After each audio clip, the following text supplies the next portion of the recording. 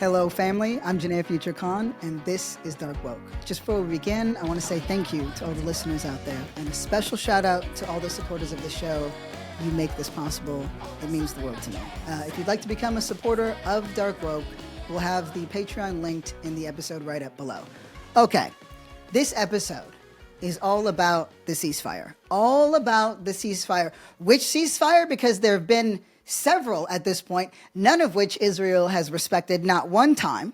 We're going to talk about what the terms of the deal are, right? How we should feel about it, and most importantly, is this good for the Palestinian people, right? But before we jump, I just got to say, the entire media economy bending over backwards and doing mental gymnastics to refer to Trump as some kind of peace president is nauseating. Donald Trump, right? Donald Trump, who unleashed ICE on regular American citizens, that uses, right, Homeland Security and the borders as some kind of prison gate, the alligator Alcatraz guy. What about the guy, right, that threw away 94 million pounds of food that is no longer going to be in food banks across America just because his administration could? That's your peace president?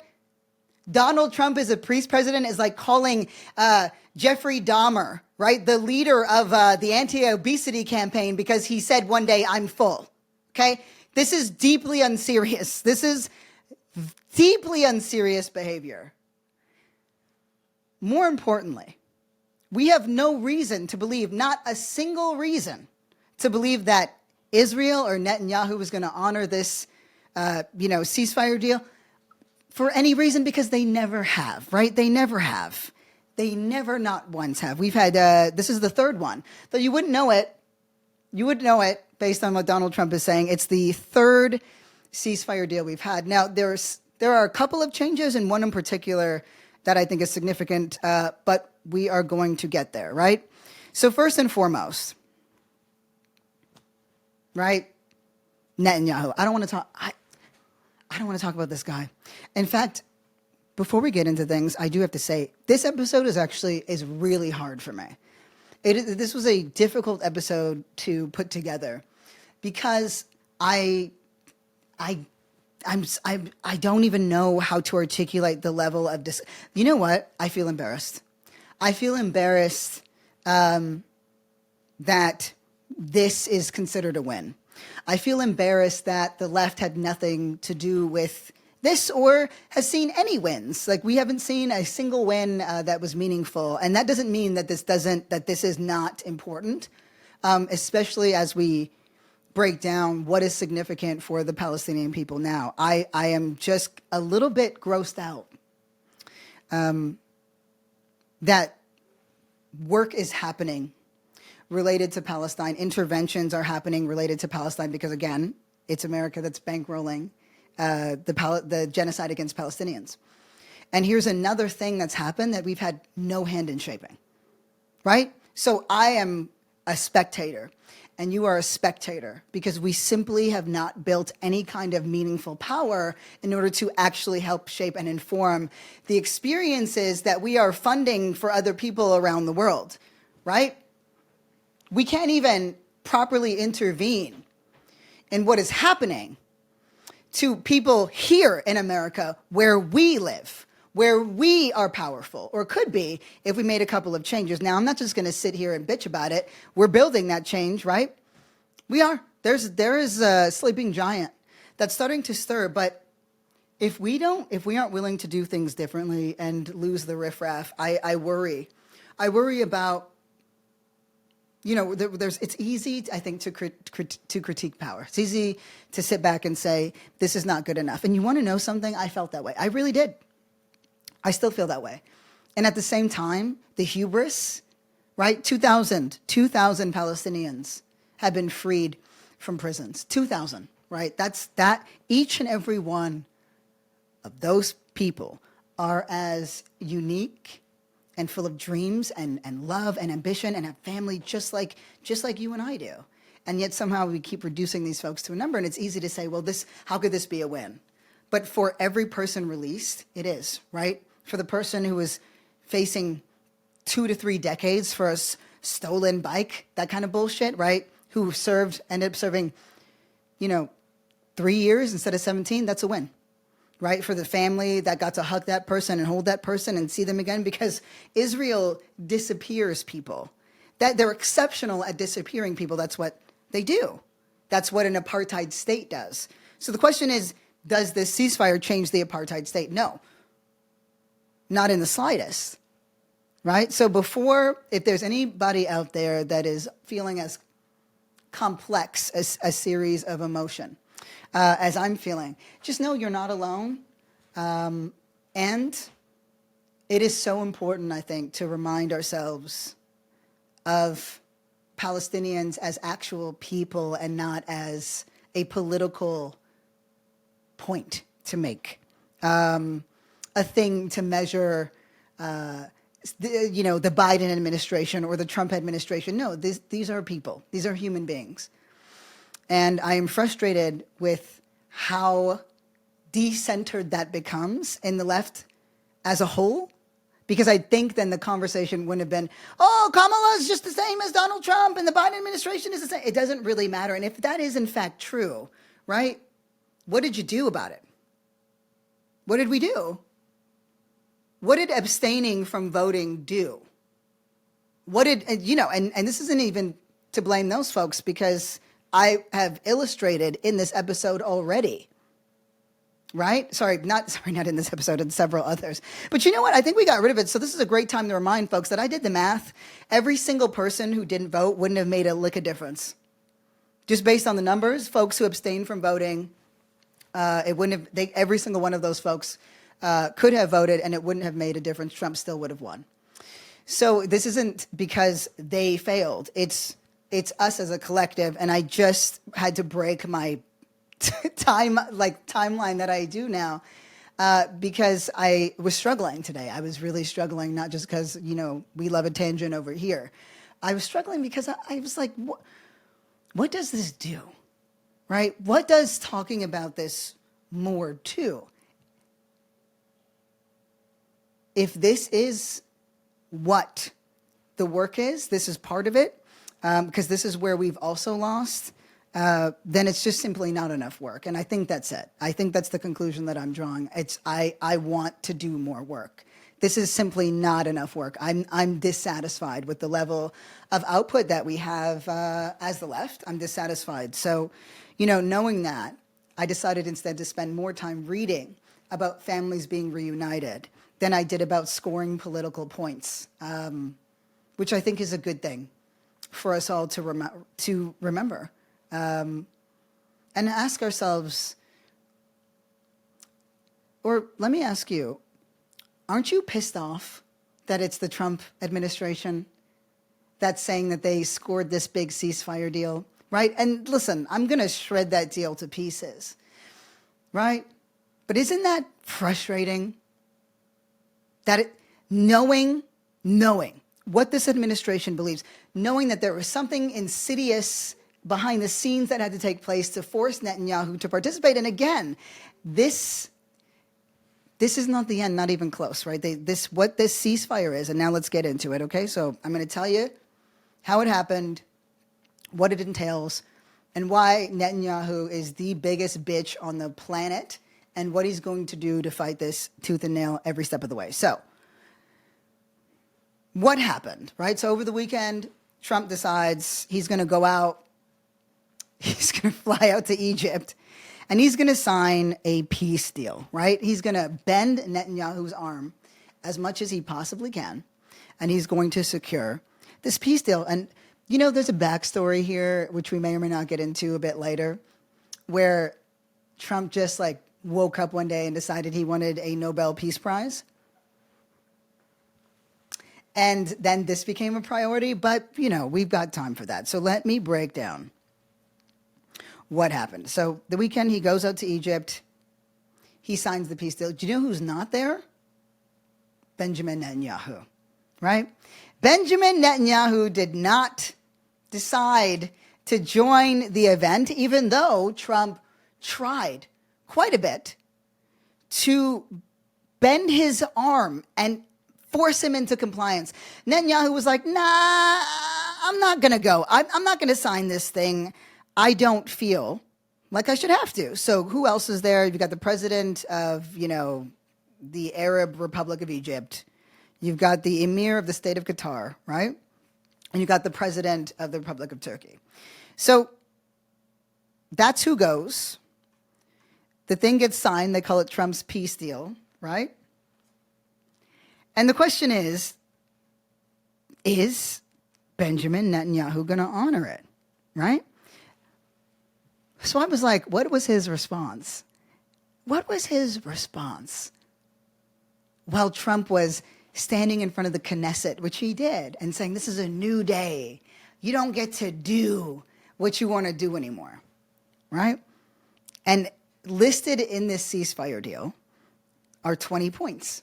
20 points, that's a lot of points. Now, there is one thing that makes this ceasefire deal different than all the others, right? The last two that failed. And only one, major one, that there was a changeover of people. This is something that has not been possible prior to now. So, however many remaining hostages living, and I think 4 that are deceased, the bodies of those folks, were transferred over back to Israel. Okay? 2,000 people, right? Prisoners of war is actually the term, right? I want to be clear about something. Prisoners of war, political prisoners, hostages. Israel has been collecting Palestinian people and throwing them in jails for no reason for decades, including children, right? I want to remind you of when Israelis protested in Israel for the right to rape prisoners, okay? I want to remind us of this. It's just a horrendous thing to say. But that is what happens in an apartheid state. So Israel gets the hostages back. 2,000 Palestinians are released. This is something that has not been possible prior to. This is a deal point that did not happen in any other ceasefire arrangement. And that is significant. And I don't know that it goes further than that, if I'm just going to keep it a buck. Because Netanyahu's response, and I want to be clear, it didn't, like, we have a ceasefire deal, which means that the war, and I'm using air quotes here because there's no war. It's an entire state and one of the greatest military superpowers in the world, thanks to the United States, against Palestinian people in an open air prison. So they're not going to be bombing the shit out of Gazans and Palestinians anymore openly. They're not going to be firing on people who are trying to receive food aid in a way that we can cover or see, or they will be in violation of the ceasefire deal, which is pretty much how they have violated every ceasefire deal. So the question is this different for Netanyahu, or is Israel more enthusiastic about this deal than ever before? Because whether or not any sitting administration here has wanted a ceasefire deal is not really in question versus Israel, right? It's been America that's been pushing for some kind of peace brokerage, regardless of how critical we are of those people. That you're not going to hear me contest. I don't care about that. It's mainly that it's Israel that's like, no, every time. No, we're not doing it. So I look into it.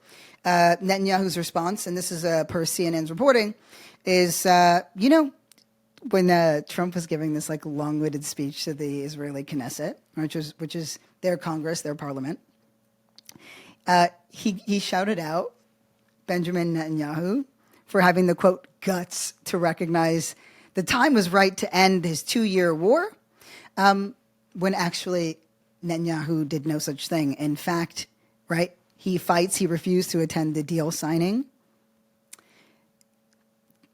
no matter how much Trump tried to force him to. And then he didn't affirm anything that Donald Trump said in his speech, right? He said, I am committed to this peace, but neither he nor Trump offered any clues about what is going to happen for the next phase of negotiations, which is where things tend to fall apart, right? What do you do? What do you do with what do we do with what we know? What do we do with the fact that Benjamin Netanyahu has set up Hamas as a terrorist organization with the aid of every American administration, when in fact that was Palestinians' political leadership? And if we go back and do the math, right, Hamas wasn't even the leadership that Palestinians wanted. Benjamin Netanyahu made that choice, right? They wanted the Palestinian Authority. But remember that Palestinians haven't had an election since 2008, right? Israel has stopped them from doing so. So every single thing that Israel has experienced has to do overwhelmingly with Israel's own hands shaping it, the good and the bad, the ugly and horrific, right? And its expansion. Benjamin Netanyahu has been at the heart of it. You know what's interesting? There is because I was going to go over all the points of the deal, and I realized I don't need to, because nothing else matters except these questions. Can Gaza be rebuilt? And if so, by whom and how? Will Israel cede any of the land that they stole? Right? We're talking about Gaza, but also they have expanded their illegal settlements across the West Bank. Right? And will Palestine be recognized as an independent state? Those are the questions that matter.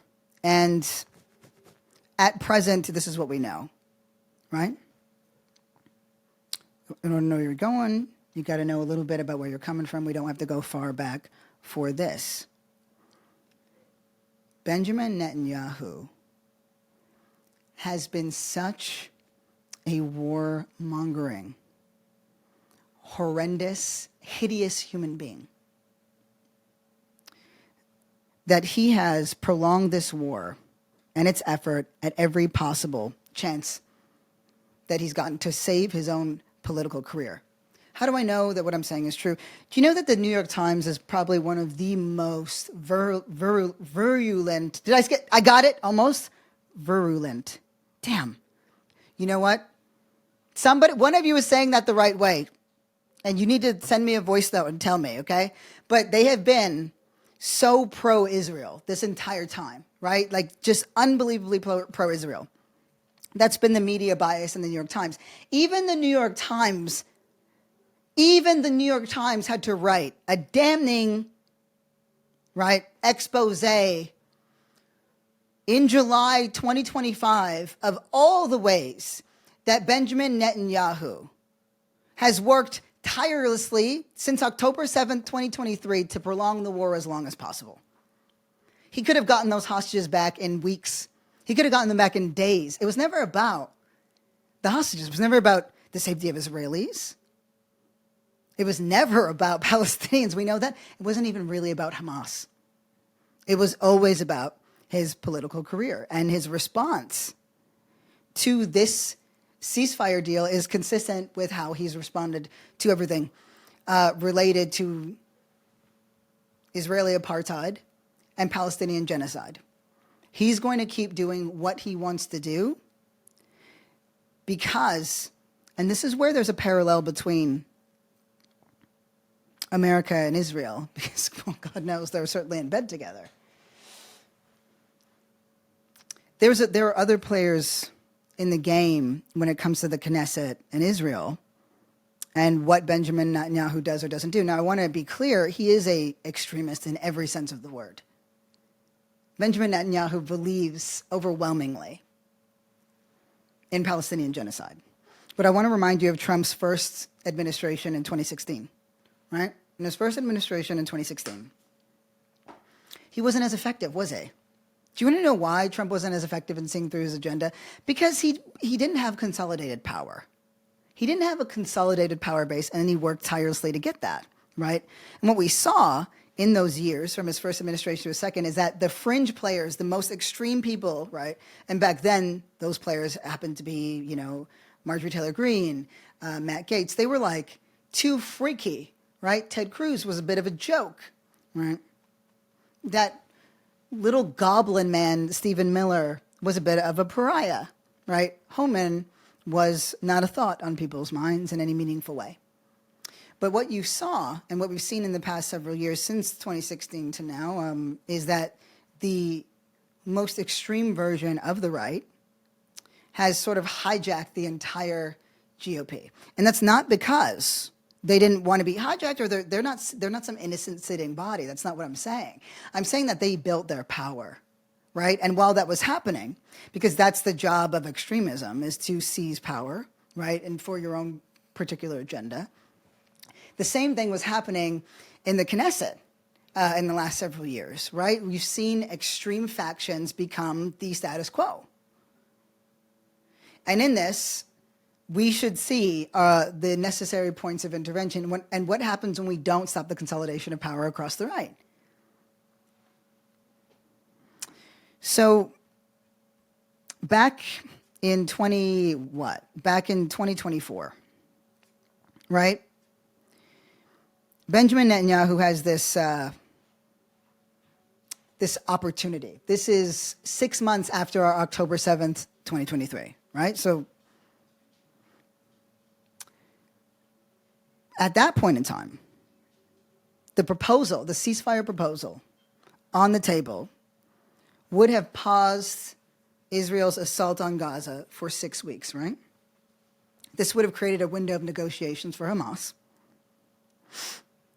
and had allowed space for a permanent truce, right? In that deal, more than 30 hostages captured by Hamas at the start of the war would have been released within weeks, right? That was it. And then more would have been freed if that truce was extended. And the devastation of Gaza, right? 2 million people trying to survive daily attacks. That would have come to a halt, because we're going to, once again, talk about the devastation that's happened in Gaza, not simply the fact that 67,000 people were slaughtered, right? That we know that 9 out of 10 buildings have been razed to rubble, and we really break that down in the last episode we've done, and I encourage you to check that out, 2 years after the fact, commemorating October 7th, right? What else would have ending the war back then, April 2024? What would have done? And again, the war. Can we please be serious? Right? Ending Israel's assault on Gaza, right? Would have been able to broker a peace deal with Saudi Arabia. That's the Arab world's most powerful country. So for months, Saudi leadership signaled a willingness to accelerate peace talks with Israel, right? You might remember this. This is before Iran, right? As long as the war that Israel was perpetrating against Gazans would stop. This normalization of ties between the Saudi government, right, and the Israeli government, which, by the way, is something no sitting Israeli leader has ever achieved since its founding in 1948. And again, when Plymouth Rock fell onto Palestinians, but it would have secured Israel's status in the region. Isn't that what they said this whole thing was about? Safety for Israelis? Yeah, it turns out peace is the best way to do that, but it's not really the primary goal of Israel, right? Expansion is, and eradication of anyone that is not Jewish and it is not Israeli is key to this plan, which is the world is still not being fully honest about, right? So that could have happened all the way back then in April 2024, right? But that's not what happened, and you might ask yourself, why? Well, let me take you back in time, right? Back to when Benjamin Netanyahu, see, at that time, his government wasn't so strong because nobody liked him, because people understood that the reason why Hamas attacked in the way that it did, and again, right, what is it that Trump is always saying? What is it that Biden has always said? What is it that every president has always said every time that they're in office, right? Defend the American people. That's what they talk about. That's what your political party is supposed to do, right? And yet, Hamas is a terrorist organization. And yet, Hamas, who Palestinian people themselves, who Palestinian people themselves did not want, is a terrorist organization for trying to defend its people? Huh. Funny how that happens, that framing, right? But anyway, Benjamin Netanyahu led a very fragile coalition in the Knesset. He needed far-right ministers who wanted to occupy Gaza, not withdraw from it. Right? Starting to sound a little bit familiar. Trump had to consolidate his power base in order to win again because he lost. He lost and then decided that he was never going to lose again when he lost in 2020, right? So they got in bed with the most extreme factions, of which Trump himself partially represents. That's how that works. Same thing can be said with Netanyahu, right? So they get into this whole thing, and then Smotrich becomes a key player in this. Now, this guy is the finance minister of Israel, and I'm going to tell you something. He's a fucking disgusting monster of a human being, right? He's one of the strongest advocates in the cabinet, right, in the Knesset for reestablishing settlements alongside, just like settlements everywhere, just a complete annexation of Palestinian land and territories alongside, Ben Gvir, and that's the far-right national security minister, right? So these are the guys who said, hey, Gaza's Palestinian population should leave. They should leave now. Do you remember when we were hearing that a few weeks ago and months ago, and then every time like something else happens? Yeah, these are the guys that are helping to lead that, right? So Smotrich said to Benjamin Netanyahu at that time during his fragile government, when this peace deal was on the table, that would have completely transformed, right, what the conditions that exist now. We would have been in a different reality, plagued by the same monstrosities, but not to the extreme levels that they have. More people would be alive, is what I'm saying. And I want you, the way that I am, to think of all the points of intervention that we were not participant to. Because that's our job, right? That's our job. But anyway, Benjamin Netanyahu listens to Smotrich when Smotrich says, I want you to know that if a surrender agreement like this is brought forward, you no longer have a government. Smotrich said, the government is finished. That is a direct quote, right? So what Benjamin Netanyahu promised in 2024 of April, right, when there was this great deal on the table, that there would be no ceasefire plan. He said, quote, no, there's no such thing. He said, and the cabinet discussion moved on, right? So what happened? Netanyahu leans over to his security advisors and whispered what was already obvious to them. He, quote, don't present the plan. You want more? Go ahead and read up on the New York Times extensive reporting on this. And again, I want to remind you that in order for them to, the tilt, the media bias that the New York Times has embodied throughout this entire thing, in order for them to write this, it means that it is so factually true that they had no choice but to report on it. And not only was it factually true, but it was demanded by the public, right? So it's called How Netanyahu Prolonged the War in Gaza to Stay in Power. And he did. So what happened after that? We ended up getting 12 days of missiles with Iran. And this was in June. And every American president has said this at some level, and we know this as a public, and Noam Chomsky has written about this extensively. How does a president or a prime minister or anyone stay in power? Start a war. Start a war. Start a war. Make the people afraid, right? Drum up a sense of patriotism, and that's exactly what happened. It also made it so that people in the West, Americans in particular, would be like, well, look, Israel they just can't get a break. They're the only white people out there, right? They're the only white people out there, and those dangerous Arabs, even though half the time the Israeli population swears up and down that they are not in fact white, which is really funny. I'm like, you've banned Ancestry.com, 21andMe. You just banned those things that show over and over again European ancestry, but whatever, right?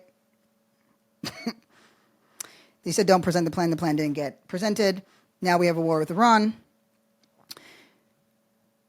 Benjamin Netanyahu capitalizes on the fear that he created.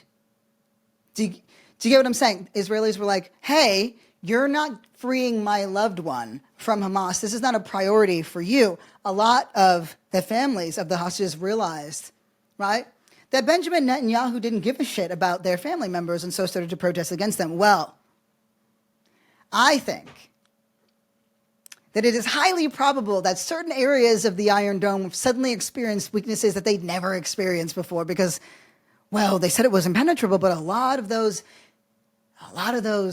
Iranian missiles made some kind of contact. But I want to be clear about something. When I say a lot, I mean a handful. And on the outskirts, where nobody was really hurt, which is wild considering how it was reported, right? Wild. But the Israelis get afraid. And they say, yeah, we need somebody strong. We need a firm hand, right? We need a firm hand. So he has a comeback. He has a comeback from October 7th, 2023, right? Where Benjamin Netanyahu oversaw the greatest and deadliest military failure in Israel's short history. And I want to be clear. It's a really short history. It makes you think maybe it wasn't a failure. Maybe it was more orchestrated than we know, since everything that has happened in Israel has been orchestrated by Israel, or very much in large part by Israel, right? Again, Hamas was hand-selected, something that we seem to keep forgetting in American media. Anyway, while this is happening, Gaza has been flattened. This is back in 2024, right? At that point, we have 55,000 people who have been murdered by the Israeli government, including Hamas, members and combatants. But I mean, to say that it was overwhelmingly civilian simply does not capture it. No, not overwhelmingly civilian. It was civilians who were murdered. And a couple of Hamas leaders. That's it, right? Of that 55,000 who were murdered, at least 10,000 of them were children, right? At least 10,000 were children under the age of 11. That means there were more children, but at least 10,000 of that 55,000 were under the age of 11. They're children, right? So while this is happening, more time goes on. Israel is losing favor. Sure, they were able to drum up a little bit of success with Iran and how they responded to that. In the Western imagination, we were all just like, can these bitches take a break? Like, just starting wars with everybody. What is going on, right? But in the media, it's like, well, Israel has a right to defend itself. They were still talking about that. But as time goes on and we learn more and more about the children, and it is because of the tireless work of Palestinians that are bolstered up by, Gen Z on TikTok, by people posting, by, political leaders, not the establishment, talking about it endlessly. And that is why it is so important that we can't just roll back and say, what we do is not enough, or I can't even engage in this. It's simply not enough. As long as there is a Palestinian fighting and breathing in Palestine, we have an obligation to fight in every possible way that we can. Every possible way, every single way that we can. And we have failed to do that in the ways that it matters most, to be perfectly honest with you. Those policies that we roll our eyes at, that's where these things are written into law and then executed. I mean, I'm still trying to wrap my head around that because that's not how I was brought into this. work. I did not know that. To sit here now, all these years later, right? And really just 2 years of the hardest kinds of reflecting on, which is our failure to protect human beings as the left, is that Palestine was a policy issue, understanding that now. In addition to the ethical, the philosophical, all the other things, the socio, the economic, whatever, right? We love to talk about the economic side of it.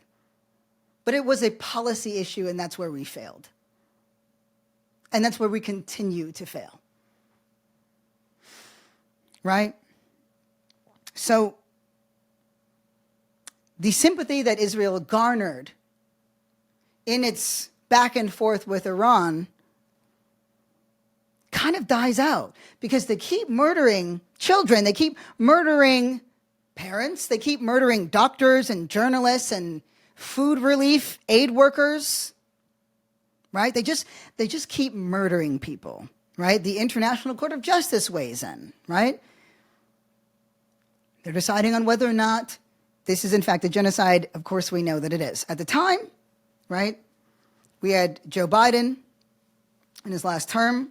I mean, like, his last, like, it's just a walking corpse. He could have sneezed and he would have spontaneously combusted by then, but 2024, he's still the guy.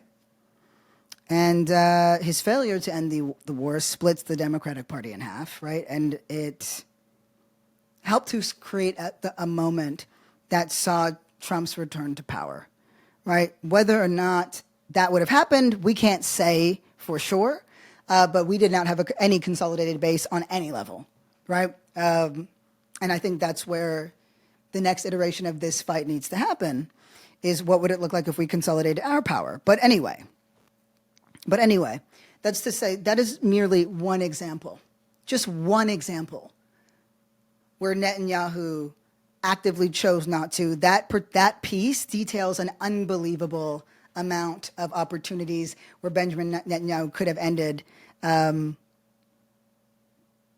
Israel's attack on Gaza. They just don't care. It's not about ending Israel's attack on Gaza. And really, a lot of what's happening now has to do with Trump's weird obsession with the Nobel Peace Prize. I have no idea why. I trying to understand the logic of one of the craziest megalomaniacs out there is a waste of time. Other than he seems concerned about legacy a little bit. But what I don't want this to overshadow is what this moment means for the Palestinian people and the families that were reunited. This fight is far from over. We have no reason to believe this. I want to be clear. This is a ceasefire that is specific to warfare in Gaza. This has not ended Israeli apartheid, nor has it ended the framing that in American media that is calling it the Israel-Hamas war. That's not over. That's not done, right? And so we have to understand that our fight is still very much ongoing.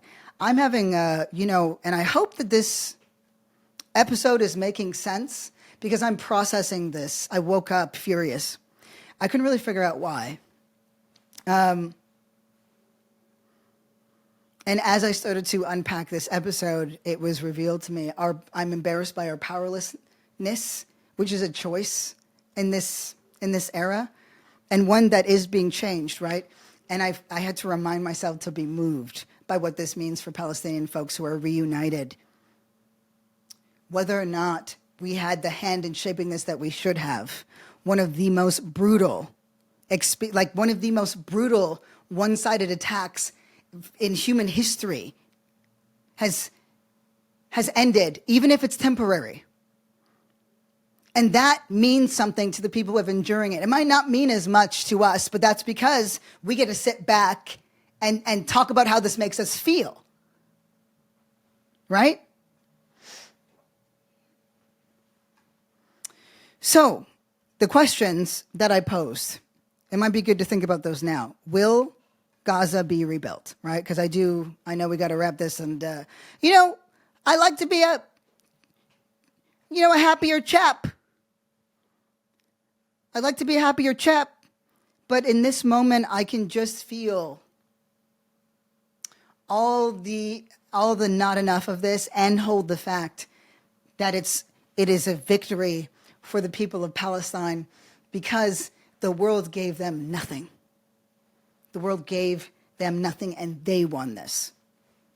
They won this. Their refusal to give up, their refusal to surrender, their desire to live in love, to their belief in their right to return, their love of their homeland, right? So the question again is, can Gaza be rebuilt? Now, we talked about how buildings have been reduced to rubble. The vast majority of the infrastructure in Gaza, hospitals, schools, everything, real life, regular life can't be maintained in its current state. People have been starved, some to death, right? So, here's what I can tell you about that. First, I want to locate us in what this meant to Palestinians, and then I'm going to talk about how other nations are committing to rebuilding Gaza and what may stop that effort, okay? Palestinian political prisoners were released, flash victory signs to cheering crowds on Monday, right? They stepped into freedom for the first time, some of them in years, right? Israeli prisons are where people go to be disappeared, never to be seen again, right? Families were waiting at dawn in the West Bank, in Ramallah, right? A beautiful place.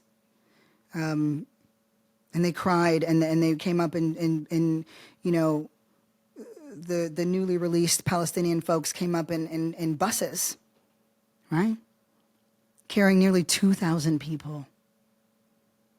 So they rushed forward, and of course, what we know is that the vast majority of these detainees are who? Men, right? Men.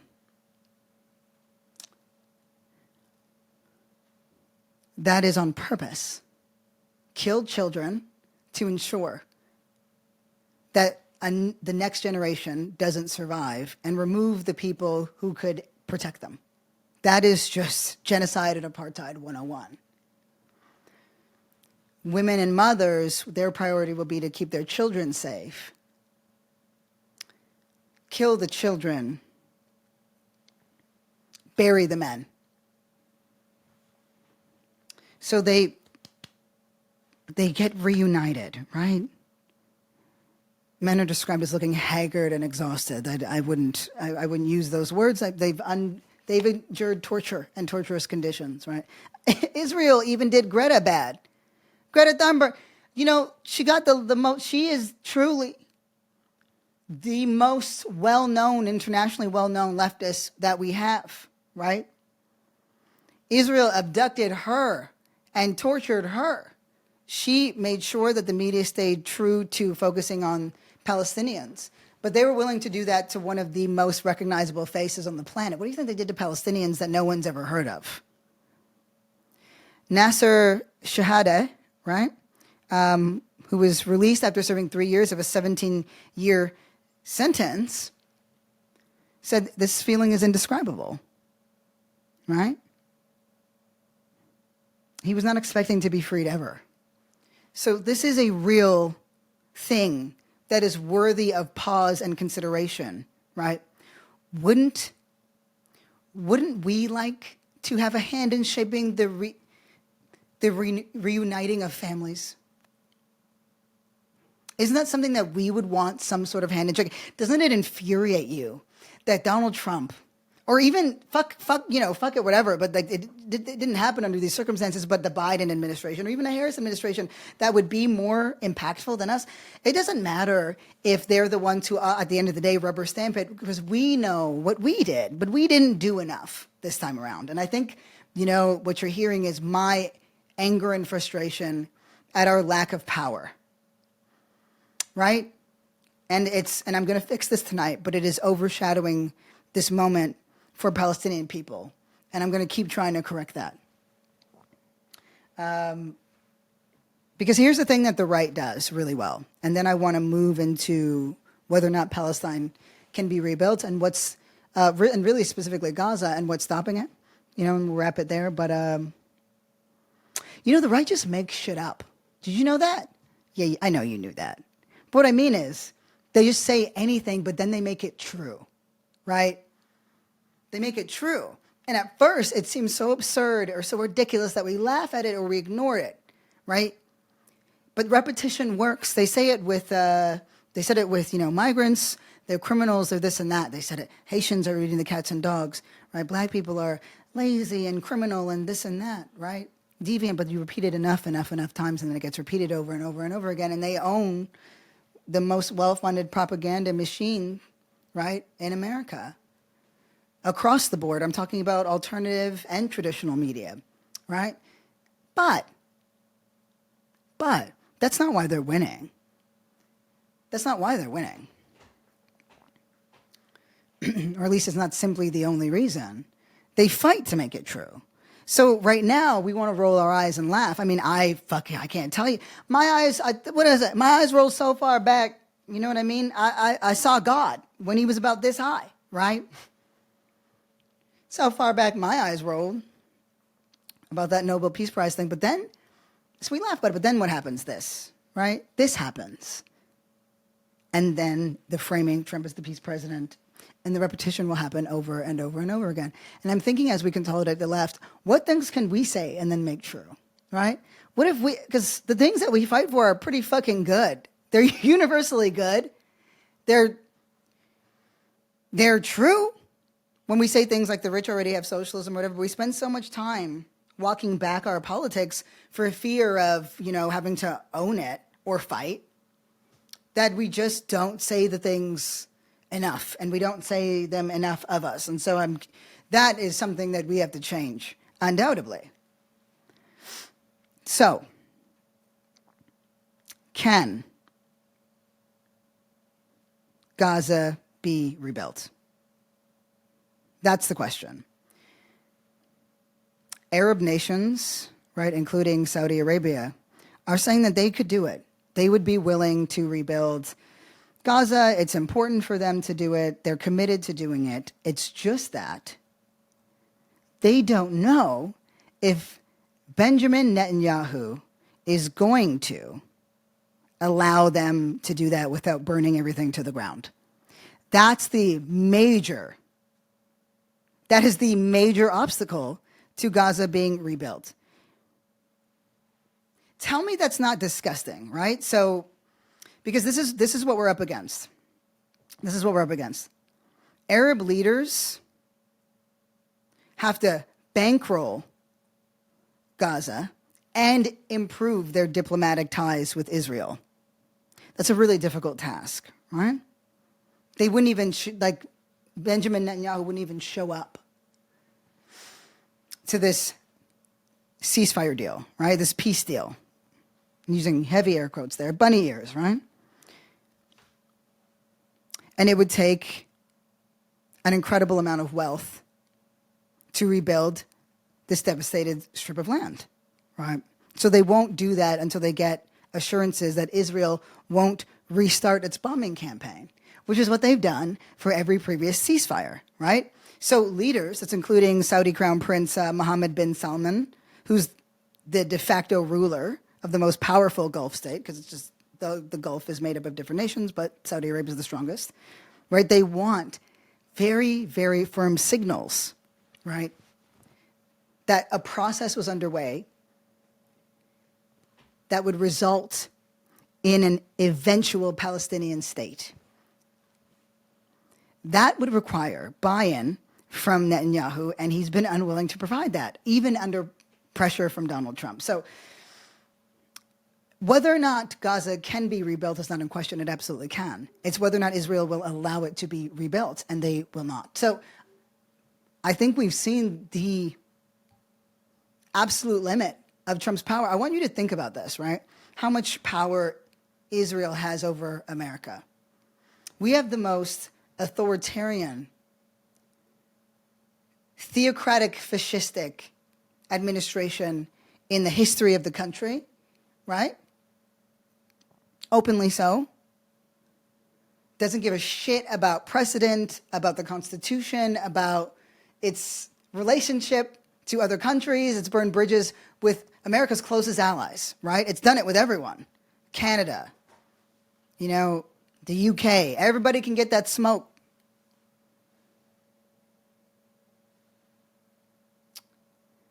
And yet, you telling me Trump couldn't even get that bitch nigga Netanyahu over to Egypt?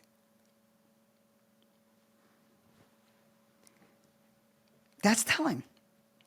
This was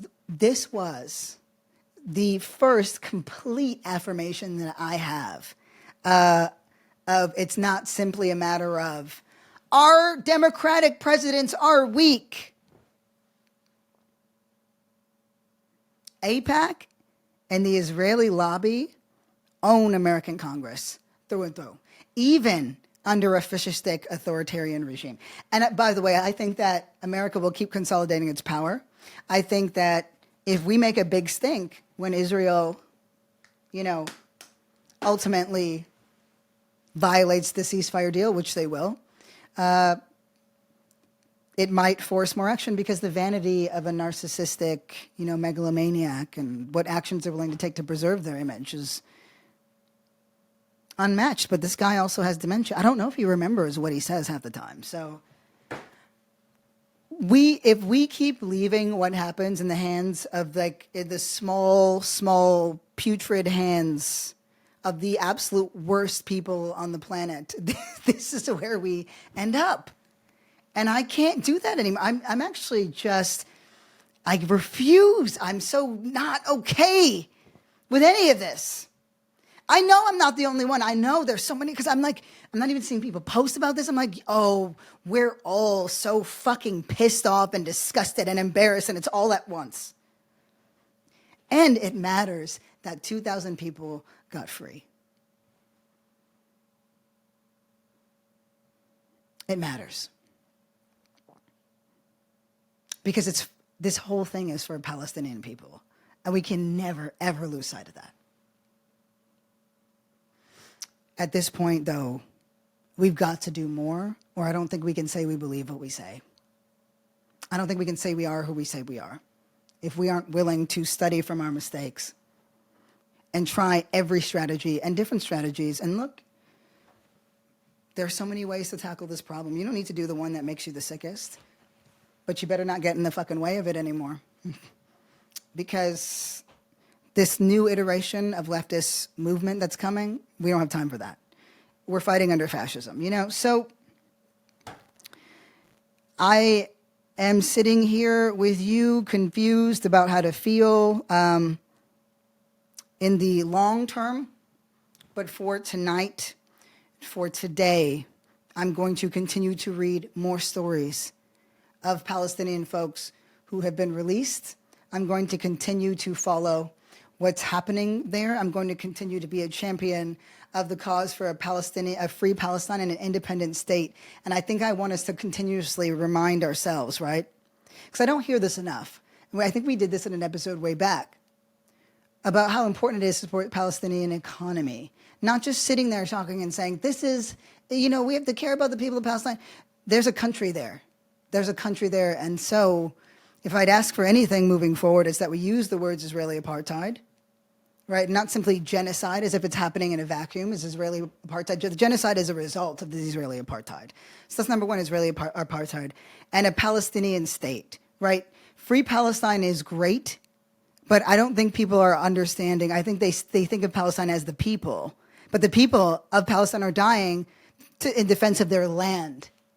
Palestine is a state.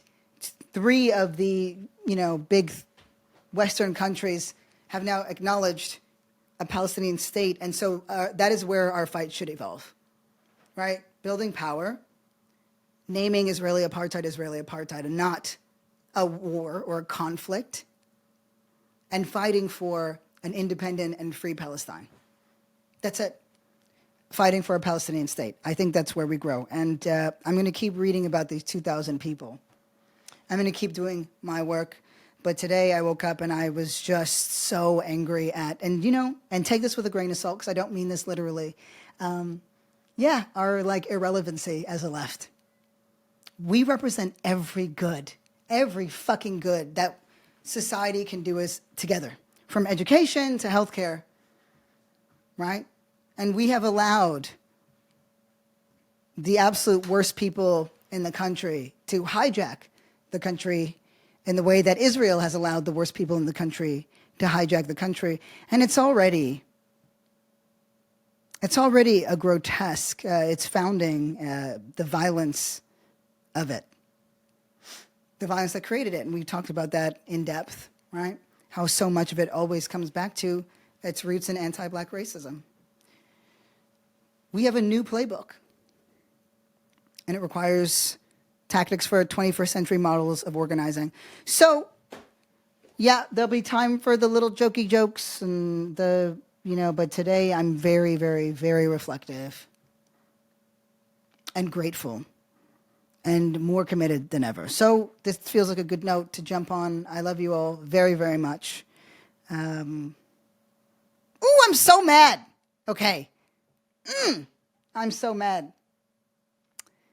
I love you all so much. I'm grateful for the space that we have. And just shout out to each and every one of you, the listeners of the show. Shout out to Corey, who had to endure me today, that poor man. And shout out to Whit, who makes this thing look great. I love y'all, and I can't wait to yap the next episode of Dark Woke. Peace. Love you!